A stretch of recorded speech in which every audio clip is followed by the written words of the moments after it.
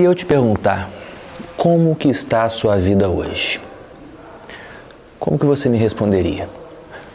Qual é a sua sensação ou a sua percepção de satisfação ou de insatisfação com o seu contexto de vida? Você está satisfeito? Você está feliz ou não? No capítulo 38 do livro Rápido e Devagar, que traz como título exatamente Pensando sobre a Vida, ele afirma, que em inúmeros momentos a gente traz respostas mais simples, colocando no lugar de uma avaliação global. Então, quando eu faço essa pergunta, como que está a sua vida, muitas vezes a gente substitui essa resposta que deveria ser bem pensada e elaborada, porque eu estou falando de uma vida, por uma resposta muito mais simples e muito mais enxuta, ou seja, de uma pequena fatia de tudo aquilo que existe como uma grande realidade. Então, quem acompanhou os vídeos vai se lembrar que em algum dos vídeos passados eu comentei sobre um experimento no qual eles associavam ali a sensação de felicidade, bem-estar, com uma pergunta que vinha antes, de forma inconsciente até, mas a correlação, de forma inconsciente, mas quando eles estimulavam estudantes a dizerem quantos encontros, relacionamentos amorosos eles tiveram no decorrer dos últimos dias ou no último mês. E que esse valor, quando isso era um valor mais alto, isso influenciava na sensação de felicidade que vinha logo após uma pergunta estabelecida ali ou colocada de uma forma independente da primeira, mas que isso tinha uma relação direta. Então esse é um exemplo de que a gente substitui respostas mais complexas por respostas às vezes muito mais simples.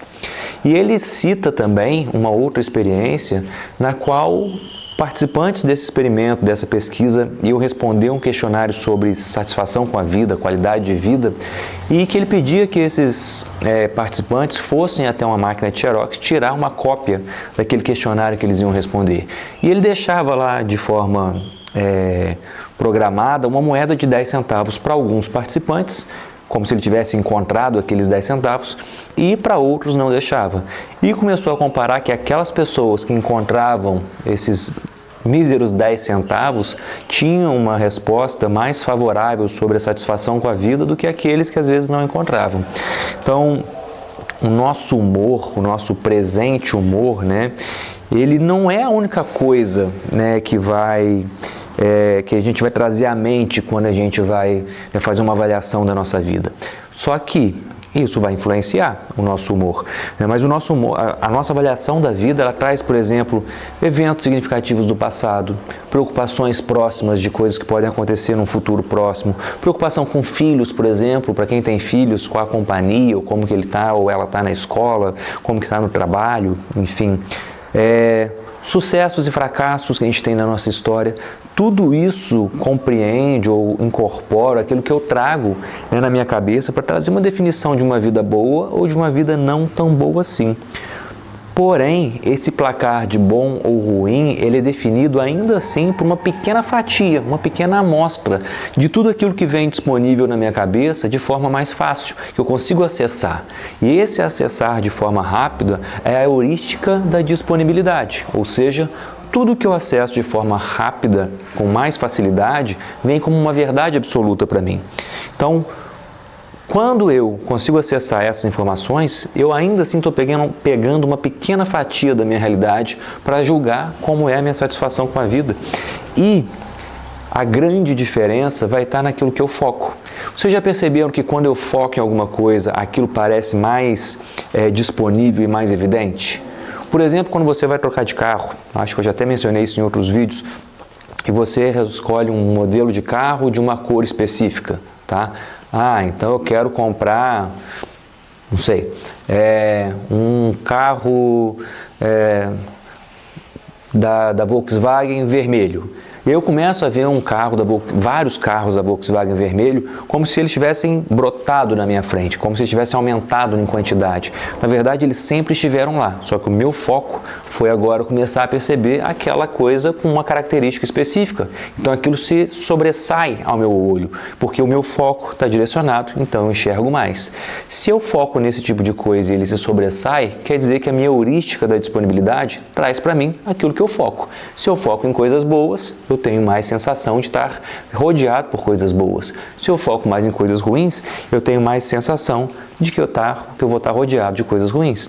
Então, a atenção é a chave desse enigma, para você conseguir entender e visualizar essa questão de felicidade ou, né, de disponibilidade de bons recursos ou de situações negativas.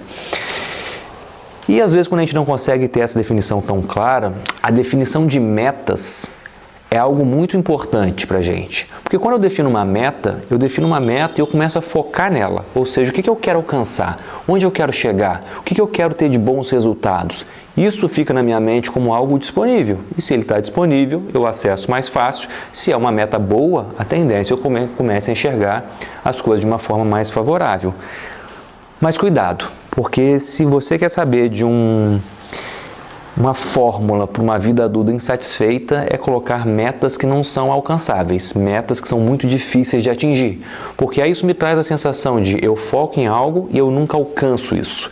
Então, saber definir suas metas, usar de boas metodologias, metas alcançáveis, possíveis, que sim, tem que ser desafiadoras, mas elas têm que ser alcançáveis, né, faz toda a diferença. Então, definir essas metas te ajuda a ter um foco naquilo que vai te levar em direção ao que você busca, ao que você quer. E é claro, a felicidade ela não vai ser brutalmente ou abruptamente mudada por causa de uma moeda de 10 centavos, como eu falei ali no exemplo anterior. Mas o sistema 1, que é o sistema rápido de pensamento, ou seja, o sistema mais automático, ele substitui, né, aquilo que eu estou trazendo, ou seja, de acesso rápido, né, por uma pequena parte, né? Ele substitui um todo, uma totalidade, por uma pequena fatia, uma pequena parcela daquilo. Então, é uma tendência do cérebro pegar esses pequenos elementos que a gente tem e colocar isso como uma realidade. Então, qualquer aspecto da vida para o qual eu direciono a minha atenção, né, que eu dirijo a atenção, ela vai tomar uma grande proporção. Então, naquilo que eu foco, aquilo cresce. Se eu estou focado em uma coisa positiva, a tendência é que aquilo tome uma proporção maior. Se eu estou focado em algo negativo, é aquilo que vai tomar a maior parte do meu pensamento, do meu dia a dia. Então, aquilo que eu foco tem o poder de ocupar mais espaço. E se é uma coisa boa, é claro que eu vou conseguir ter uma qualidade de vida mais favorável por conta daquilo. Isso não é nenhum milagre, não é nenhuma simpatia, é uma questão de você direcionar os seus recursos, sua atenção para o que é mais favorável. É fácil? Não, não é fácil. Tem dias que é extremamente difícil e tem dias que a gente não vai conseguir. Mas na vida, nada é tão importante quanto você pensa,